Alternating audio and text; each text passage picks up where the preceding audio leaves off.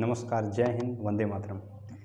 प्रिय साथियों, मैं हूं आकाश मिश्रा और आप सभी का हार्दिक स्वागत अभिनंदन करता हूं। आज हम लोग पढ़ने वाले हैं त्रिकोणमिति।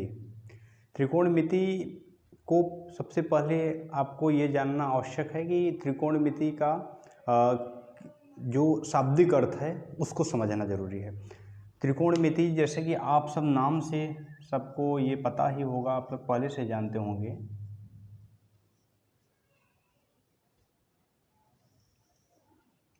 त्रिकोणमिति को ट्रिगोनोमेट्री बोलते हैं। त्रिकोणमिति त्रि यानी तीन, कोण यानी एक ऐसा बिंदु जहाँ दो रेखाएं मिलती हैं वहाँ कोण बनते हैं, और मिति माने मापना। अर्थात त्रिकोणमिति से कहने का अर्थ ये है कि जहाँ तीन भुजाओं से बनी आकृति हो और तीन कोण हो, उसके माप को मेज़र किया जाए, मेज़र यानी मापा जाए, उसे ही त्रिकोणमिति कहते हैं। ये मिस्र और बेबीलोन में सबसे पहले उपयोग में आया था त्रिकोणमिति, और उसके बाद विश्व भर में धीरे धीरे ये विख्यात हुआ। और प्राचीन काल में इसका उपयोग किया जाता था पृथ्वी से तारों की दूरी मापने के लिए, या फिर पृथ्वी से ग्रह की, जो ग्रह हैं हमारे, उनकी दूरी मापने के लिए त्रिकोणमिति का उपयोग प्राचीन काल में किया जाता था। इसका उपयोग हमारे दैनिक जीवन में आए दिन होता है। अगर आप उसको ध्यान में लाएं और उसका उपयोग करना चाहें तो आपको हर डिस्टेंस निकालने के लिए त्रिकोणमिति का उपयोग किया जाता है। इसको आपको बता दें कि किन किन क्लास के लिए ये जो जिस प्लेटफॉर्म पे आप हैं और जो वीडियो देख रहे हैं, ये उन बच्चों के लिए है, उन छात्रगण के लिए है। ये क्लास 8th वाले भी, साथ साथ 9th वाले और 10th वाले के लिए उपयोगी है। यदि आप 10th में हैं तो आपको बहुत ही बेसिक से, चूँकि 8वीं वाले छात्रों को भी चीज़ें सीखनी है, तो बिल्कुल बेसिक से चीज़ें हम आपको बताएंगे, और उसके बाद 9th 10th पूरा कवर होगा। लेकिन आप ये समझ के चलिए कि आपको इसके पहले चीज़ें जो मालूम है वो तो ठीक है, लेकिन फिर भी आप ये मानकर चलेंगे कि हमें बेसिक से सारी चीज़ें फिर से सीखनी है, और अच्छी तरीके से आप सीखेंगे। और ये सबसे इम्पोर्टेंट चीज़ है कि जो चीज़ हम पढ़ते हैं उसका हम अपने दैनिक जीवन में उपयोग कैसे करें, और उपयोग करना सबसे ज़रूरी चीज़ है। अगर जो चीज़ें आप अपने दैनिक जीवन में रिलेट करके उपयोग करते चले जाएंगे, वो आप अपने पूरे भविष्य में भूलने वाले नहीं हैं। वो कहीं ना कहीं आप उसका उपयोग करके बहुत ही आसानी से दिमाग में उसको रख पाएंगे। तो आइए, सबसे इम्पोर्टेंट चीज़ है कि त्रिकोणमिति के बारे में, आखिर हम इसको त्रिकोणमिति जो है पाठ में पाठचर्या क्यों हुआ, पाठ में के अंतर्गत इसको शामिल क्यों किया गया, तो सबसे इम्पोर्टेंट इसका उपयोगिता होगा तभी तो शामिल किया गया। तो देखेंगे हम कि दैनिक जीवन में इसका उपयोग क्या है। प्राचीन काल से ही ये चीज़ चली आ रही है। दैनिक जीवन में त्रिकोणमिति का उपयोग। आखिरकार क्यों हम पढ़ें त्रिकोणमिति, इसका क्या तात्पर्य है, इसको पढ़ने से क्या चीज़ें हमारे अंदर आएंगी, और इससे ये पाठ में ही ऐसा क्यों है टॉपिक। तो ये सारी सवाल आप एक छात्र के मन में उठना वास्तविक है। जानने की जिज्ञासा होगी कि त्रिकोणमिति को आप क्यों पढ़ रहे हो। तो सबसे पहले बता दें कि त्रिकोणमिति को आप किसी भी प्लेटफॉर्म पे हों, किसी भी जगह, किसी भी बिंदु पे हों, वहाँ से यदि आपको कोई डिस्टेंस निकालना हुआ तो सबसे उपयोगी और सरल माध्यम है त्रिकोणमिति के माध्यम से आप वहाँ का एंगल्स निकाल लेते हैं। सपोज दैट आप रेलवे स्टेशन पे खड़े हैं, रेलवे स्टेशन पे खड़े हैं, मान लीजिए प्लेटफॉर्म यहाँ है, एक बिंदु यहाँ आप हैं,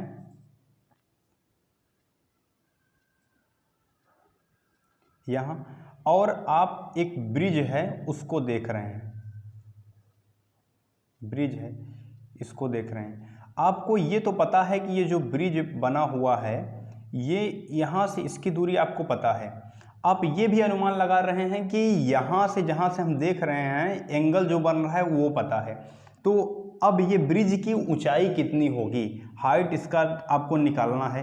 तब आप इसको मेज़र करने के लिए त्रिकोणमिति का उपयोग कर सकते हैं। या फिर आप मान लीजिए ब्रिज के ऊपर खड़े हैं और प्लेटफॉर्म पे कोई व्यक्ति है, उसको आपको बताना है कि वो आपसे कितनी दूरी है, या फिर प्लेटफॉर्म यहाँ ब्रिज से आप प्लेटफॉर्म तक एक रस्सी के माध्यम से पहुँचना चाहते हैं, या फिर वो रस्सी पहुँचाना चाहते हैं या तार पहुँचाना चाहते हैं, तो आप ये आसानी से ज्ञात कर सकते हैं कि कितने मीटर तार की आवश्यकता पड़ेगी। इसके लिए सबसे ज़रूरी चीज़ होता है कि आपके पास एक भुजा मालूम हो, और भुजा के साथ साथ आपको ये पता हो कि एक एंगल आपको पता हो, तो आप आसानी से त्रिकोणमिति के उपयोग से ज्ञात कर सकते हैं। अब ज्ञात करने के क्या क्या मेथड हैं, कैसे कैसे इसको ज्ञात किया जाएगा, वो सारी मेथड धीरे धीरे हम एक एक करके सीखेंगे। तो ये आप ज्ञात कर पाएँ कि त्रिकोणमिति कितना उपयोगी है, आप इससे अनुमान लगा सकते हैं। कहीं भी कि आप किसी भी बिंदु पे खड़े हों, वहाँ से आपके आसपास जो पर्यावरण में दिख रहा हो, कोई भी वस्तु या फिर कोई भी जीव जंतु दिख रहा हो, वहाँ तक की डिस्टेंस निकालने के लिए एक माध्यम आपको अगर प्राप्त है, तो उस माध्यम से, एंगल के माध्यम से आप उसकी डिस्टेंस या हाइट या फिर आप उसका हाइपरथेनस आसानी से ज्ञात कर सकते हैं, माप सकते हैं। तो त्रिकोणमिति में हम यही सीखने वाले हैं कि बहुभुज में भी अगर ऐसी त्रिकोण, तीन भुजाओं का ऐसा त्रिकोण जो कि बहुभुज में भी प्रयोग किया जाए, उसका भी डिस्टेंस मेज़र करने के लिए उपयोग किया जा सकता है। जैसे कि अगर हम बात करें, ये आप जानते हैं चतुर्भुज है, बहुभुज ही है, इसमें भी क्या त्रिभुज बन रहे हैं, समकोण त्रिभुज। अब समकोण त्रिभुज का मतलब आप जानते हैं एक एंगल आपका 90 डिग्री का होना अत्यंत आवश्यक है। समकोण यानी 90 डिग्री हुआ। अब 90 डिग्री में आप ये ध्यान देंगे, इसको क्या बोलेंगे, समकोण त्रिभुज बोला जाएगा, समकोण त्रिभुज, राइट एंगल ट्रायंगल।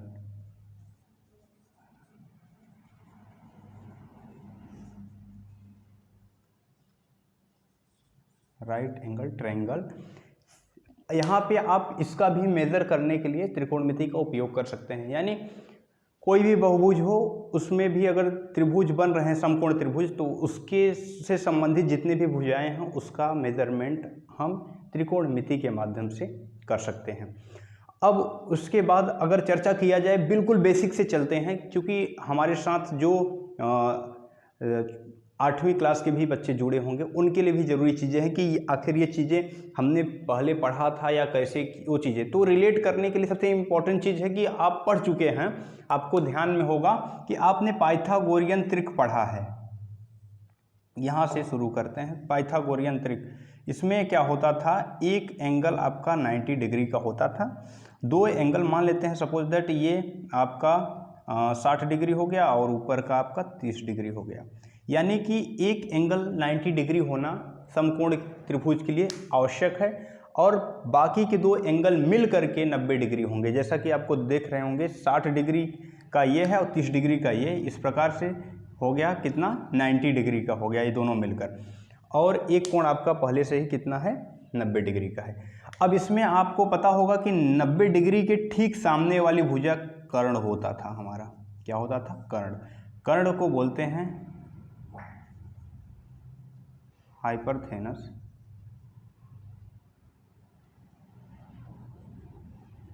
और उसके बाद अगर थीटा हम यहाँ लेंगे तो ये हमारा लंब हो जाएगा। अगर थीटा को यहाँ मान लेते हैं तो यह हमारा लंब हो जाएगा।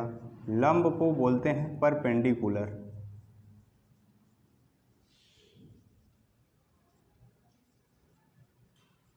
और उसके बाद ये हमारा आधार होगा, आधार, इसको बोलते हैं बेस। आपको बता दें, यदि थीटा हमारा इस बिंदु पे होगा तो ये सामने की भुजा लंब होगी, जहाँ थीटा माना जाता है उसके सामने ठीक लंब होता है।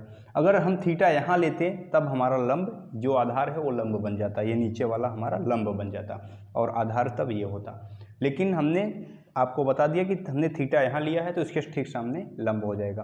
कर्ण को पहचानने की एक विधि आपको पता है कि ठीक 90 डिग्री के सामने वाला कर्ण होता है और सबसे लंबी भुजा को भी आप कर्ण कहते हैं। पाइथागोरियन त्रिक में आपने क्या देखा था,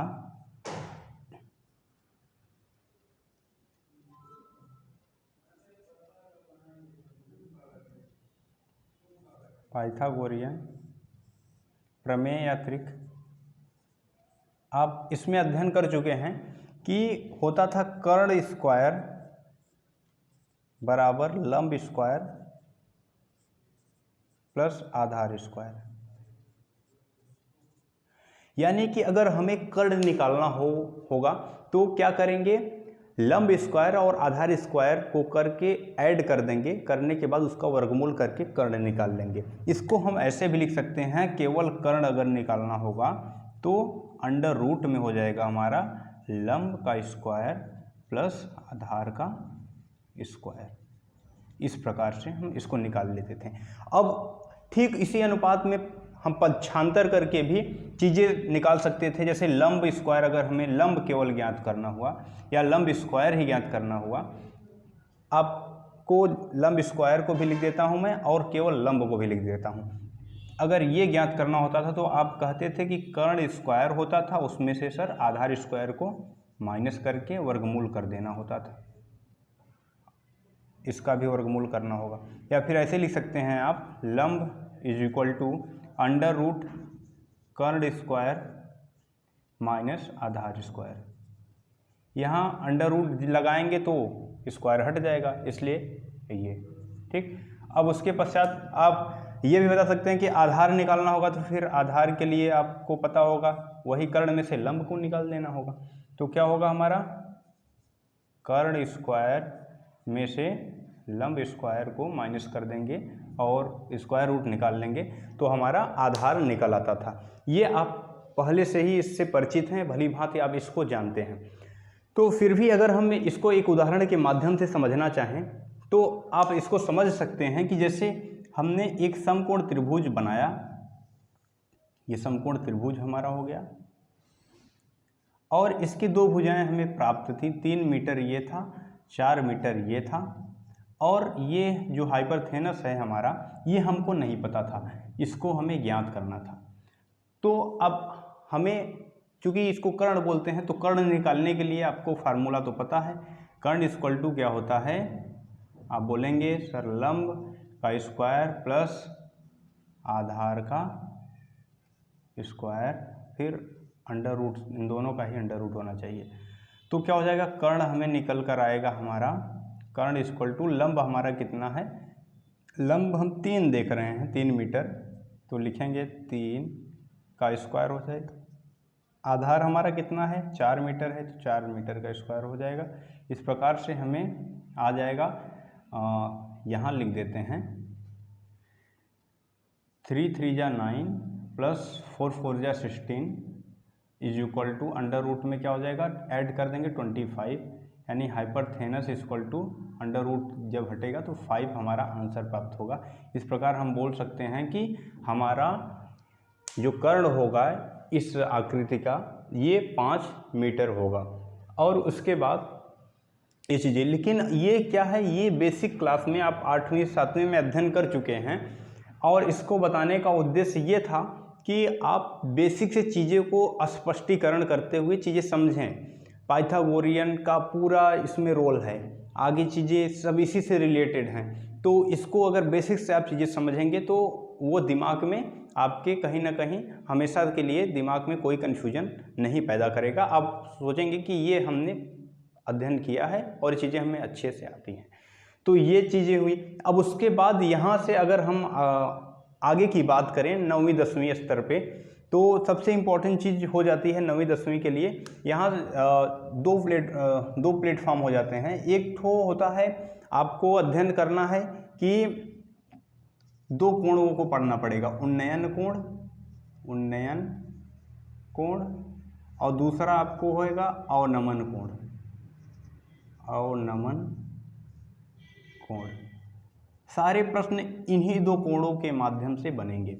जितने भी आपके सिलेबस में सवाल त्रिकोणमिति से होंगे इन्हीं दो कोणों पे निर्भर होंगे।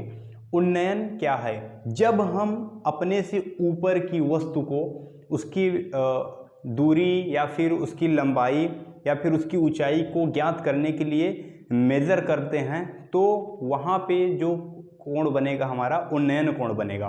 और जब हम अपनी हाइट से नीचे की तरफ, हाइट से नहीं, हम ये सोचेंगे जहाँ पे जिस प्लेस पे हैं वहाँ से हम नीचे की तरफ अगर चीज़ें देख करके उसका मेजर करेंगे, डिस्टेंस या हाइट या कोई भी उस फिगर संबंधित जो त्रिभुज के फिगर से संबंधित होगा उसका मेजर करना चाहेंगे तो हमें अवनमन कोण का यूज करना पड़ेगा। अब ये चीज़ें याद कैसे रखें, ऊपर से नीचे, नीचे से ऊपर, ये कन्फ्यूजन पैदा कर देती हैं। तो ये आपके घर में अतिथि आते होंगे, मेहमान जिनको कहते हैं, वो आते होंगे तो आप क्या करते हैं, अतिथि यदि आपसे बड़े हैं, श्रेष्ठ हैं तो आप उनको नमन करते हैं, प्रणाम करते हैं। और प्रणाम नमन का मुद्रा क्या होता है? नीचे की तरफ सिर को झुकाना। यानी कि हम जब नीचे की तरफ देखते हैं तो वही नमन करना हो जाता है और जैसे ही नमन हम करते हैं तो वो अवनमन कोण हो जाता है। और ठीक इसी के विपरीत अगर ऊपर चीज़ें होती हैं, ऊपर की चीज़ें होती हैं, ऊपर देखते हैं तो वो उन्नयन कोण में आ जाते हैं। इससे आप आसानी से दिमाग में अपने ये चीज़ें रख सकते हैं उन्नयन और अवनमन को लेकर।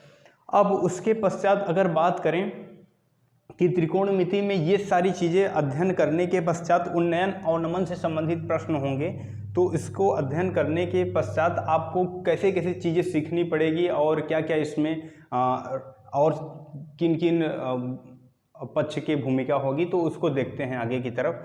उन्नयन अवनमन से ही सारे प्रश्न आपके बनने वाले हैं। अब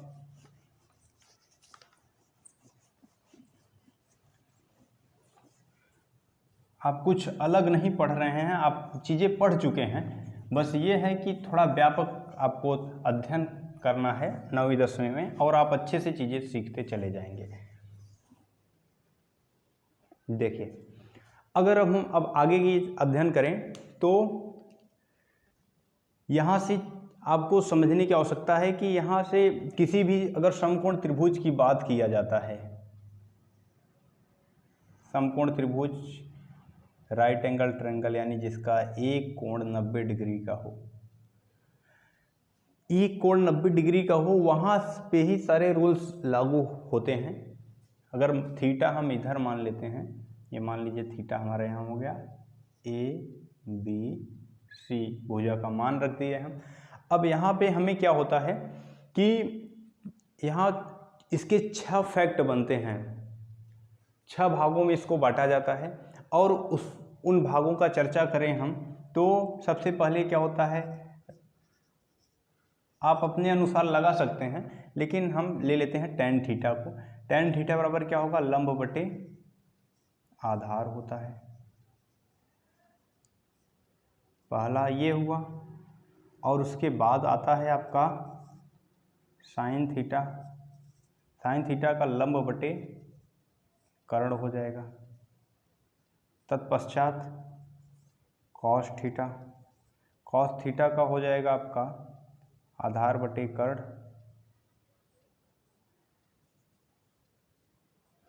और इन्हीं के विपरीत और 3 हैं जो कि एक दूसरे के विपरीत होंगे।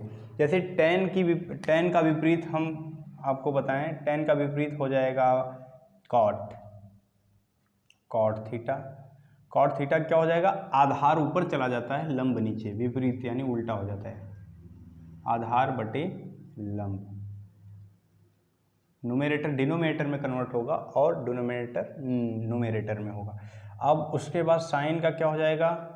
साइन का कॉसेक हो जाता है, कॉसेक थीटा। इसका विपरीत होगा कर्ण बटे लंब।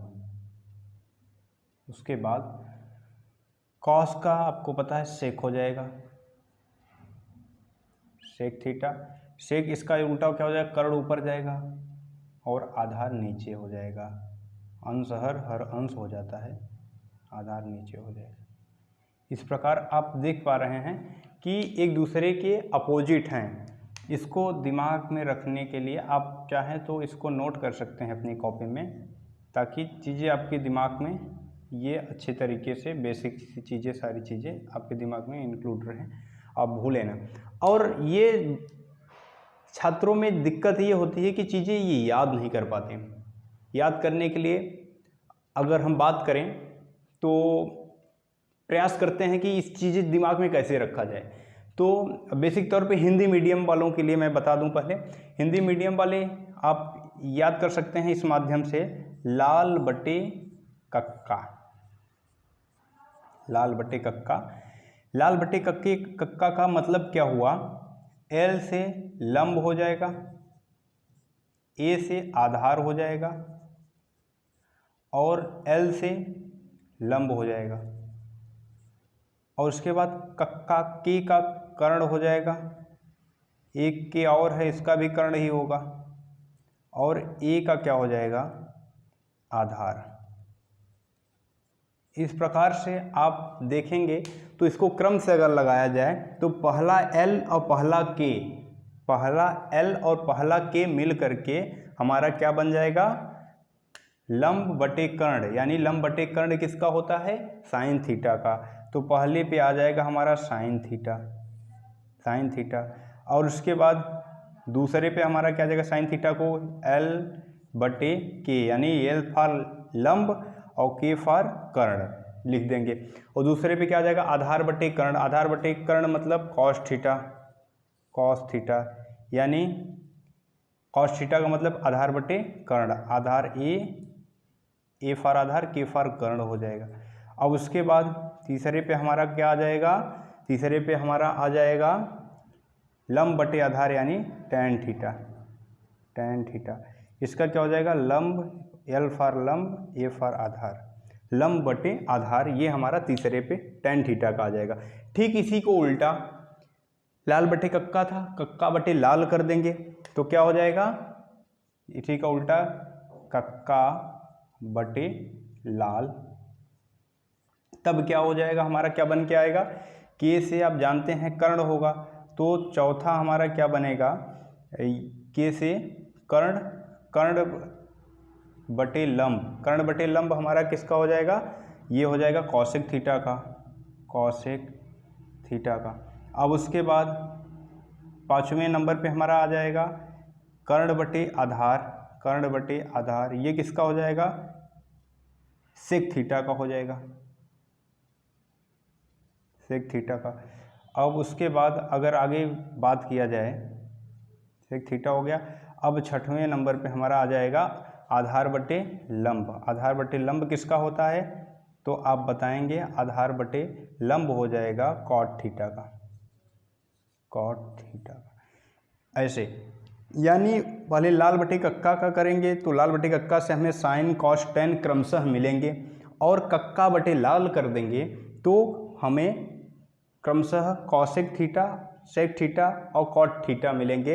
यानी कि साइन का अपोजिट कॉसेक हो जाएगा, कॉस का अपोजिट सेक हो जाएगा और टेन का अपोजिट कॉट हो जाएगा। इसको आप ऐसे याद रख सकते हैं, एक दूसरे के ये अपोजिट हैं।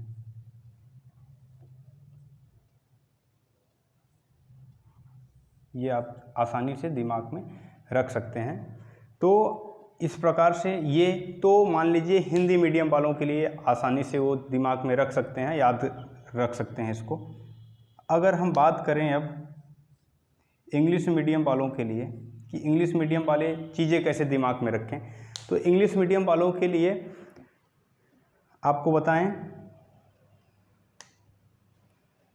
पंडित बद्री प्रसाद हरे हरे बोल, ये आप पहले से ही जानते होंगे। पंडित बद्री प्रसाद हर हर बोल, ठीक। P for perpendicular, perpendicular. B for base, P for फिर परपेंडिकुलर होगा,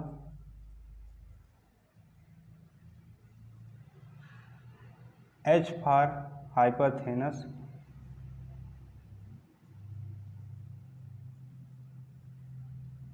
H फॉर सेम वही, B फॉर बेस। या फिर आप ये भी लिख सकते हैं कि पाकिस्तान भूखा पड़ा, हिंदुस्तान हरा भरा, उससे भी चीज़ें याद रख सकते हैं। आपको जो अच्छा लगे वो आप कर सकते हैं।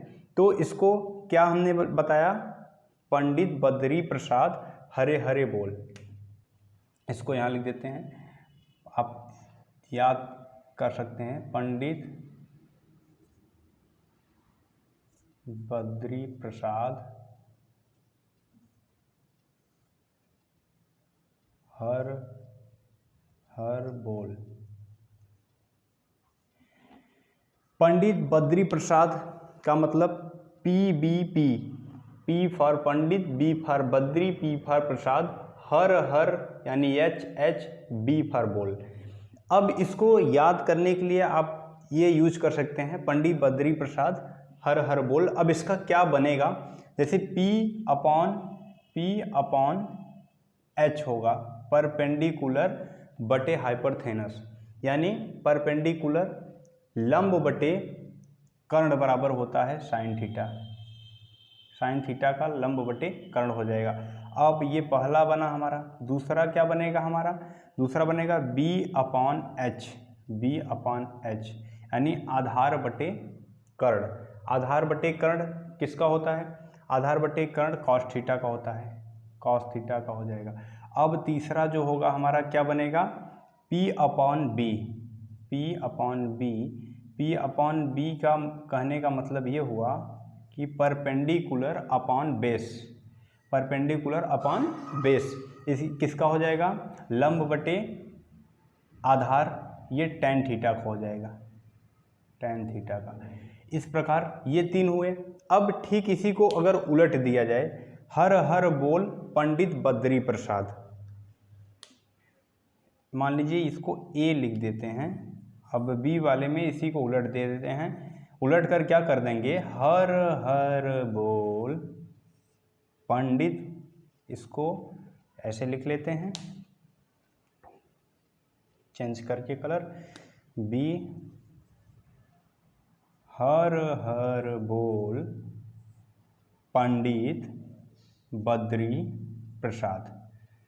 ये इसी का उल्टा कर दिए हैं, जो हमारा डिनोमिनेटर में था न्यूमरेटर में हो गया, और जो न्यूमरेटर में था डिनोमिनेटर में हो गया, यानी अंश हर हो गया, हर अंश हो गया। अब इसका क्या क्या हो जाएगा, ये तो मान लीजिए इसका हो गया।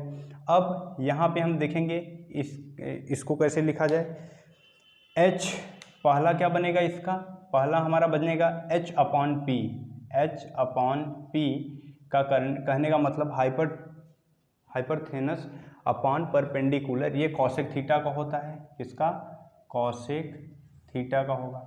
अब उसके बाद दूसरा जो हमारा इसका बनेगा, यानी इसको चौथा पांचवा भी आप कर सकते हैं, चौथा पांचवा, और पांचवा क्या बनेगा हमारा, पांचवा बनेगा हाइपोथेनस अपॉन बेस।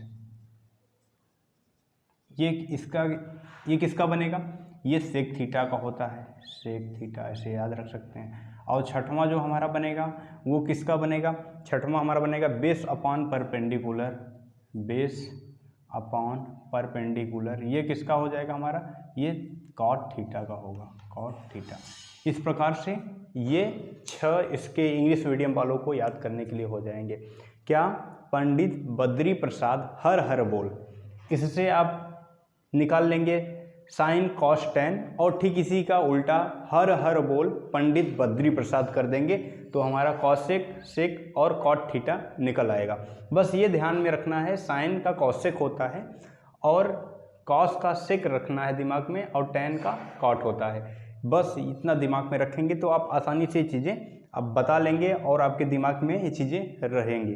तो इससे आपने आज देखा कि पाइथागोरियन त्रिक को पहले आपने देखा कि पाइथागोरियन त्रिक में क्या था, कर्ण स्क्वायर बराबर लंब स्क्वायर प्लस आधार स्क्वायर। इस बेस पे किसी भी समकोण त्रिभुज में किसी भी भुजा को, चाहे लंब हो, चाहे आधार हो, या फिर कर्ण हो, निकालना होता था तो 2 दिए होते थे, उससे आप एक को मेजर करके या फिर उसको एक प्रकार से कह सकते हैं सॉल्व करके निकाल लेते थे पाइथागोरियन ट्रिक के माध्यम से। उसके बाद जैसे जैसे आप अपने अगली क्लास में गए वैसे वैसे चीज़ें क्या हो गई, विस्तृत होती चली गई और उसको डीपली पढ़ने की आवश्यकता पड़ी। 9वीं में आपने क्या देखा, अवनमन उन्नयन कोण के माध्यम से त्रिकोणमिति में इसको आपने पढ़ा। त्रिकोणमिति में चीज़ें क्या थी, यहाँ पे कोण एंगल के माध्यम से और किसी एक भुजा की माप के माध्यम के द्वारा किसी भी दूरी को या फिर किसी भी ऊंचाई को या फिर किसी क्षैतिज दूरी को निकालने के लिए इसका यूज करते हैं। इसलिए आपने दैनिक जीवन में कैसे कैसे रिलेट होता है ये चीज़ें आपने जाना। फिर उसके बाद इसके जो इम्पॉर्टेंट फैक्ट हैं इसको आप देख ही रहे हैं कि चीज़ें कैसे याद रखी जाएं। उसके लिए आपने देखा छह पार्ट से ही इसके हैं जो कि दर्शाते हैं tan थीटा, cos थीटा और उसके बाद sin थीटा। tan थीटा बराबर क्या होगा, लंब बटे आधार, और sin थीटा बराबर क्या होगा, लंब बटे कर्ण, और cos थीटा बराबर आधार बटे कर्ण। अब इसी का उल्टा tan का उल्टा cot होता है, cot जो होगा क्या हो जाएगा, आधार बटे लंब हो जाएगा, और sin का cosec होता है, cosec का उल्टा क्या हो जाएगा, cosec का उल्टा आप बताएंगे कर्ण बटे लंब हो जाएगा, और cos का उल्टा sec होता है, sec का आप बताएंगे ये कर्ण बटे आधार हो जाएगा। sec का आप बता देंगे हाइपोटेनस अपॉन बेस हो जाएगा। हिंदी मीडियम वालों के लिए हिंदी में के माध्यम से आप याद रख सकते हैं लाल बटे कक्का, कक्का बटे लाल करके, और इंग्लिश मीडियम वाले अपना इंग्लिश में चीज़ें दिमाग में रख सकते हैं। अगला क्लास जो होगा वो हम लोग ये देखेंगे कि किसी भी एंगल को निकालने के लिए थीटा का मान कहाँ रखा जाए, और कहाँ अगर प्रश्न में आपके आकृति बना कर दिया हुआ है उसके माध्यम से आपको निकालना है, तो उसके माध्यम से जहाँ थीटा रखेगा उसके ठीक सामने लंब होगा, उसी के माध्यम से अब सवाल को हम लोग अगली क्लास में अध्ययन करेंगे। और उसके पश्चात तब तक के लिए बहुत बहुत धन्यवाद। नमस्कार, जय हिंद, वंदे मातरम।